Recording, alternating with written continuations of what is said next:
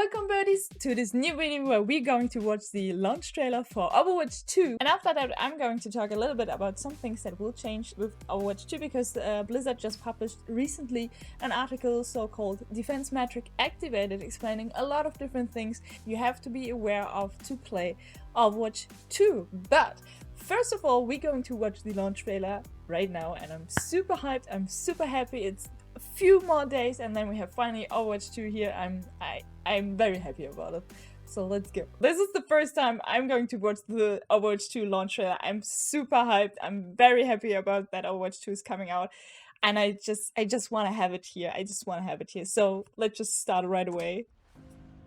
Blizzard Entertainment presents! Isn't enough, Kiriko. I'm stronger than you think. Yes.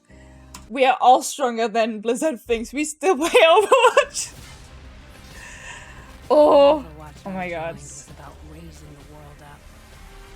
They can give the people. I'm sorry I don't directly stop here, but just seeing the snippets from the announcement trailer back in 2019, it always gives me goosebumps. I was sitting there watching this in a bar that would also stream the BlizzCon back in that time, and I was almost crying when I saw this because the music was so cool. I was so impacted and I'm so emotionally involved with this game.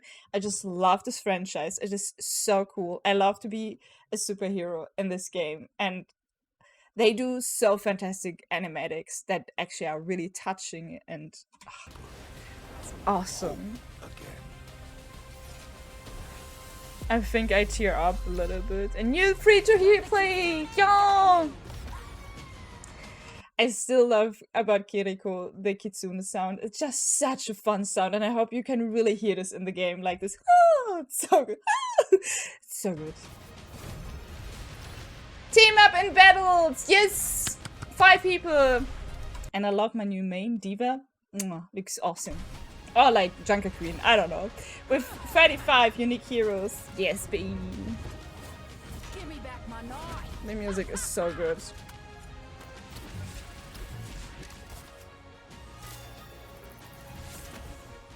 Also, how crazy, like how good is this transition like between this one is so like the transition between Mara and Sigma is so cool. Like this is so brilliant. Oh, I think I'm about to cry a little bit because it's so beautiful. I'm sorry, I'm like so easy to cry, and this just like the music, to hear the music and just see everything. I'm so hyped for it.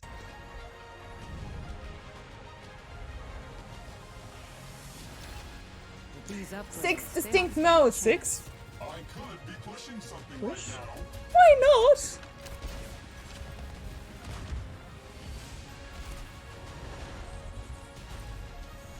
It is just like it is so crazy because like for 3 whole years we had no new stuff and just getting bombarded with all these new things. It is so overwhelming to some degree. A new era of Overwatch begins. Yes, finally. Some of the old, some of the new. Good one. Oh, I think this will be. I really hope this will be awesome.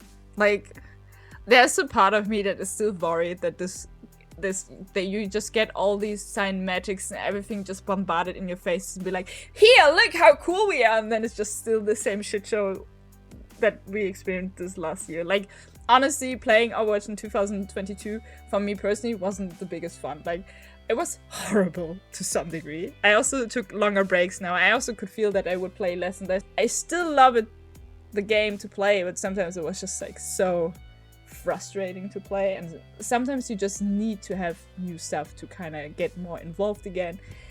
I wanna play it! Dang it! It looks so cool, I'm so excited. The trailer is absolutely awesome. I'm like, I can't say it often enough, but I'm very happy about Overwatch 2 to release like next week already. It is so cool. But I also want to make you aware of some certain changes that I think are really important. As I said before, they just published this Defense Metrics Activated article. You have a lot of new things. You should read through it.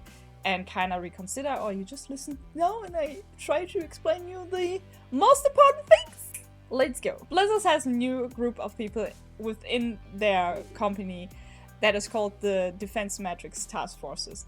They try to embark the game so it is more positive again. They want to actively prevent cheating and disruptive behavior of other people, which I think is really, really important because it was full of smurfs in the end, full of toxicity. Like, if you have played Overwatch in 2016, let me tell you guys, if you haven't played it, let me really tell you, it was awesome. People were so chill, people were so nice, we had such a blast, and it was for the longest time very, very fun, like until 2017, and then to 2018 it got more popular, and then it kind of like faded a little bit, and since some years we just have like a lot of Smurf and stuff. So I'm looking super forward to all these changes they're doing, and I think personally I think they're super important that they're doing. So the task force is built up with people from engineers, designers, producers, researchers, data scientists, and security analysts. And yes, I have to read all these people because I can't remember them. They try to recreate cheats in the game and try to understand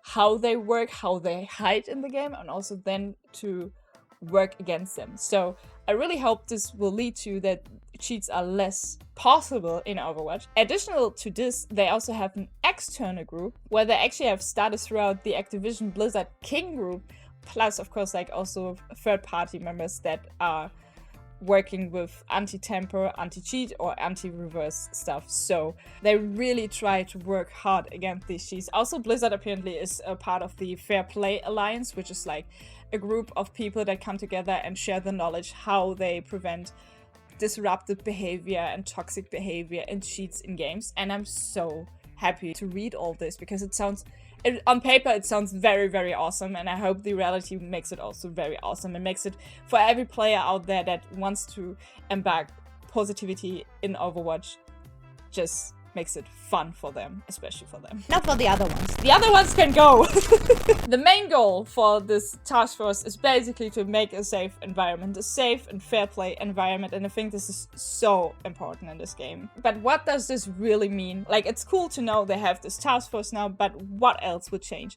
They will introduce SMS Protect. SMS Protect means you have to have one number behind your Blizzard account to be able to play Overwatch 2. If you don't have a number in your Blizzard account linked, you won't be able to play Overwatch 2 no matter what. That is the first thing. You can't have like several accounts with one number or use one number on several accounts, obviously. I think SMS Protect is a good idea because basically you try to prevent all the Smurf accounts that have Overwatch 1 go just right away into Overwatch 2 with access to everything right away, because a lot of the Smurf accounts will have the founder spec and everything, so they will have access to all the heroes and stuff. And this way you have to have a number in your account to be able to play Overwatch 2.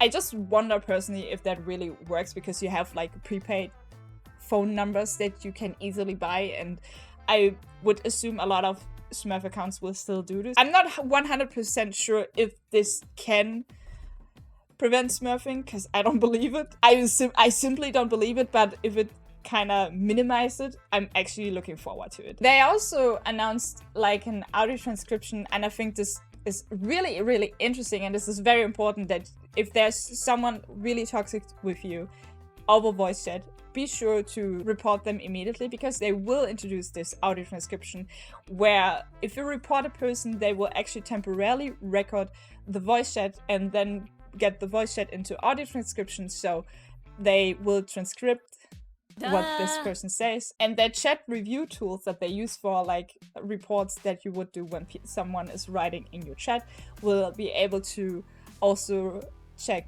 the audio, what a person said. And this is so interesting because now you can also report people over voice chat, and this is so cool. Be aware that they just temporarily save the voice chats, and after the audio transcription is done from that voice chat, the voice chat is immediately getting deleted, and the audio transcription itself is getting deleted after 30 days. Blizzard also optimized endorsements.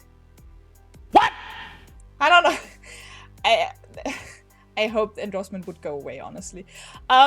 They optimized endorsements, meaning they don't have free categories where you can endorse a person into like short caller or was helpful or whatever. like no one really cared what it was anyway, and you would just do it for the free XP and just pop it into someone. Personally, I never had the experience that the endorsement level in Overwatch was something that was very important or whatsoever. I didn't care if someone had like a 5 or like a 1. I was just always wondering how the people with level 5 endorsement even got to level 5, because personally I think it's impossible. But they want to optimize it, so meaning you just can endorse one person with just an overall category, like, yo, you rock, dude, and you just can endorse within your team, so you can't endorse outside your team. And I hope you finally can endorse also friends. I don't think, like, honestly, personally, when I read this, I was just thinking that doesn't sound like it's optimized or whatsoever, because no one cared about endorsement level. Or did you ever care about the endorsement level from people around you in Overwatch? I did not, for sure. But the thing is now, and which makes it really interesting, because people who have a higher endorsement actually get additional rewards in the battle pass. So now you have also to grind endorsement. So that with my level 2 or sometimes 3 endorsement, that will be difficult. Very interested to see how this is going, but I don't think this is really optimization. I think the endorsement thing is just waste of time, but prove me wrong. Like, I'm looking forward to see how optimized it is, but right now I'm just like, yeah, whatever. And then the biggest change what they introduced is the first time user experience. And yes, they have this, and I think it's so crazy to some degrees to read it, because I think a lot of people I know have played Overwatch. We all have the founders pack. We just go right away into comp and be like, yes, let's play competitive, let's be there. But for a new player that just start to play Overwatch 2, they actually have this first time user experience thing where they will lock certain game modes behind. Because Blizzard thinks a lot of people, when they start to play Overwatch, they feel overwhelmed, like for the very first time, and I get that, because Overwatch is a really fast-paced game. It is a lot of effects just blasting in your face, and then of course, like, you have the different game modes. So they have like 2 phases, meaning the first phase is like that you don't have access to all the heroes right away, you don't have access to all the game modes right away, but they also stated in the text that the first phase is easily unlockable. And then you have the second phase, and the second phase is a little bit more bitchy, I would think. In the second phase, you unlock all the heroes over the approximately, I don't know why they put an approximately in there, but approximately 100 games. And the biggest thing for new players is you have to win 50. And yes, I said win, not play. You have to win 50 quick play games before you're even allowed to play competitive. So this is also something where they try to avoid more Smurfs, because Smurfs have to go through phase 1 and phase 2 before they can actually play competitive. And I think this is so crazy to read this. And I think it's also super fair, because you shouldn't play a game.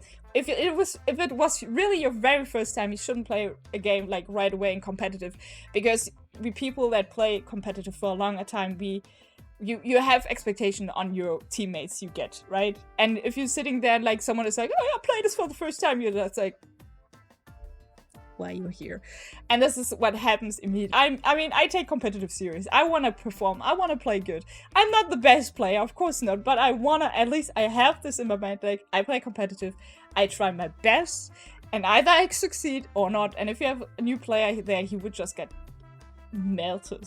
So I think locking competitive behind 50 quick play wins for new players sounds actually really reasonable, but also so crazy from someone who plays Overwatch for a very long time. It's just like, yeah guys, let's play 50 games of quick play and we have to win them all. Overall, as I said, this is everything they try to prevent: disruptive behavior, toxic behavior, smurfs and cheats. And I think it sounds awesome. Personally, really, I think I made a lot of fun here right now. I don't know what they do with the endorsement. Get out the endorsement. I don't care about endorsement. But overall, I think all these changes sounds very promising. Of course, you have to see how it looks in real life, how it will impact the game, how our competitive games will be. I'm very positive, with a little bit somewhere back in my mind. It's like still like, be careful, because they're putting a lot on the plate right now, which sounds all awesome and like all like oh yeah, this is going to be great, but there are probably also some negative things. I think I just wrote with a friend about the SMS Protect, which I think is really cool, and he was like, yeah, but a lot of people also said like they're parents and they play with their kids and the kids don't have phone numbers, so they can't actually have access to Overwatch 2. So it has all its cons and pros, right? Or it's pros and cons. So personally, I think you should try to do whatever you can to block more smurfs, block cheats and everything. And so I'm very welcome this, but I also get that people can get upset about it. And as I said, overall, I think it's a very positive development Blizzard is doing there. I really hope Overwatch 2 will be a blast.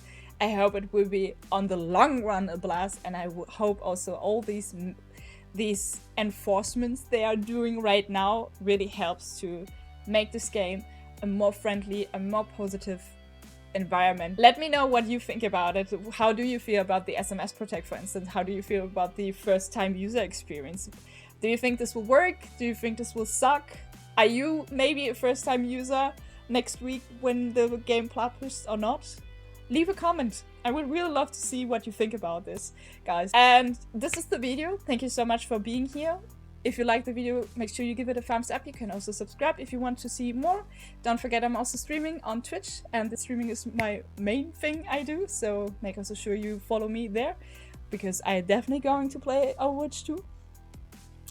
And yeah, we see us in the next video. Bye bye!